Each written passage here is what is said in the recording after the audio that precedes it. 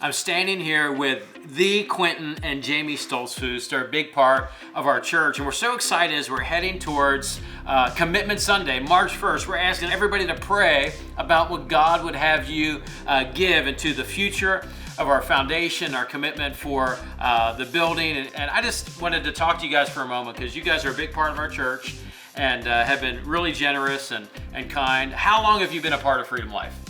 Coming up on 4 years.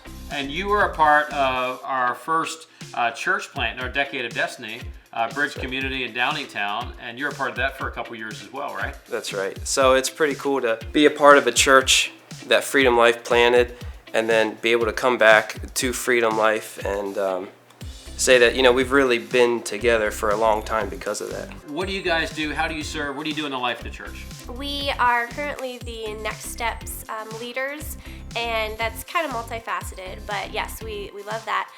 We also have our hands in a couple other places. He's the drummer on the worship team there, and then I go back in the kids every once in a while because we have 3 of those too. So a little bit of everything. A little bit. So you guys give of your time, talent, and treasure.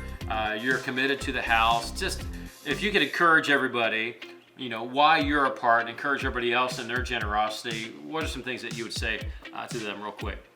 For me, I've seen throughout the years that when you follow the principles in the Bible, it works.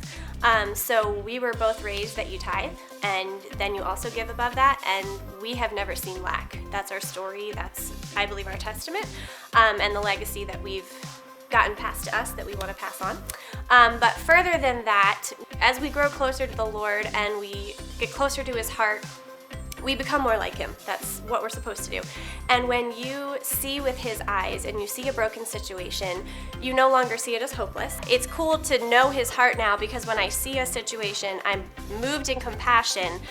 But it doesn't stop there, because He's given us resource. So we're able to take that resource and say, here, I'm not saying it's going to fix everything, but it might fix that one thing for that one passion that we have. Yeah. And Freedom Life, the foundation, it does that for lots of different places. It doesn't just work on one church, on one country. It's global, it's local. I mean, it's everywhere, as you said before. Yeah, and it's important for us to be a part of a healthy church, and that's what we're a part of, that Freedom Life. And it's been so good for us to be with the people that we're with, and it's been motivating, challenging, encouraged us to give more, and really living our lives for God has enhanced because of that. I got to watch a few days ago a movie, 1917, with some of the Coatesville guys, and it was a great movie. It was about 2 guys in World War I that had to go beyond the enemy lines on a mission to save 1,600 men.